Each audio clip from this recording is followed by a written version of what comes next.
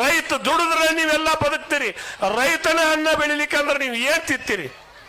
ಮಣ್ಮುಖ ಹಾವಿನ ಮಣ್ಣು ತಿತ್ತೀರ? ಇಲ್ಲ. ಮತ್ತ ಎಲ್ಲಿ ಐತಂದ್ರ ನಿಮ್ ಕಳ್ಳು ಬಳ್ಳಾಗ, ನಿಮ್ ಹೆಣ್ಣು ಮಕ್ಕಳನ್ನ ನಿಮ್ ಕಳ್ಳು ಬಳ್ಳಾಗ ಹಣ್ಣಗೋ ತಮ್ಮನ ಮಗ್ಗೋ ಅಕ್ಕನ ಮಾವನ ಮಗ್ಗೋ ನಿಮ್ ಮನಿಗೊಳ ಕೊಟ್ಟು ಲಗ್ನ ಮಾಡ್ರಿ. ನಿಮ್ ಕಳ್ಳು ಬಳ್ಳಿ ಇಟ್ಕೋರಿ. ಯಾಕಂದ್ರ ಈ ಕಳ್ಳು ಬಳ್ಳಿ ಮುಳ್ಳು ಚುಚ್ಚು ಮಂದಿ ಬಾಳ ಬಂದೈತಿ. ಎಲ್ಲಾ ಕಡೆ ಏನಾಗೈತಿ ಅಂದ್ರ ಯಾರು ಹೇಳುವಲ್ರಿ. ನಮ್ಮ ಸಂಸ್ಕಾರ ಎಂತ ಶಕ್ತಿ ಐತಂದ್ರ ನಮ್ಮ ಮನಿಗೊಳಗ ತಾಯಿ ತಂದಿನ ಗಂಡು ಮಕ್ಕಳಿಗೆ ತಾಯಿ ತಂದಿ ದೇವ್ರ, ಹೆಣ್ಣು ಮಕ್ಕಳಿಗೆ ಮದುವೆಯಾದ ಗಂಡ ದೇವ್ರ. ಈ ದೇವ್ರ ಬಿಟ್ಟು ನೀವು ಎಲ್ಲಿ ಹುಡುಕಾಡಕ್ ಹೋದ್ರು ನೀವು ಯಾರಿಗೆ ದೇವ್ರು ಸಿಗುದಿಲ್ಲ.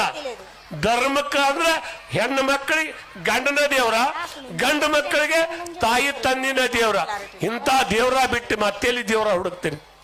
ಮತ್ತ ಭೂಮಿಯಾಗ ದುಡಿಯುವಾಗ ಭೂಮಿ ತಾಯಿನ ರೈತಗ ದೇವ್ರ, ಎತ್ತ ದನ ಕರ ಅವ ನಮ್ಮ ದೇವ್ರ. ಆ ದೇವ್ರ ಈ ದೇವ್ರ ಅಂತ ಆ ಊರಿಗೆ ಈ ಊರಿಗೆ ಅಡ್ಡಾಡೋಕ್ಕಿಂತ ನಿಮ್ಮ ಮನೆಯಾನ ದೇವ್ರ ನೀವು ಜಾಯ್ಕ್ ಮಾಡ್ಕೋರಿ, ಸಾಲಿ ಕಲೀರಿ.